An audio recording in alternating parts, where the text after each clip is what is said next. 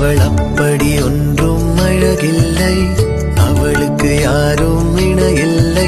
அவள் அப்படி ஒன்றும் கலரில்லை, ஆனால் அது ஒரு குறையில்லை. அவள் பெரிதாய் ஒன்றும் படிக்கவில்லை, அவளை படித்தேன் முடிக்கவில்லை. அவள் உடுத்தும் உடைகள் பிடிக்கவில்லை, இருந்தும் கவனிக்க மறக்கவில்லை. அவள் அப்படி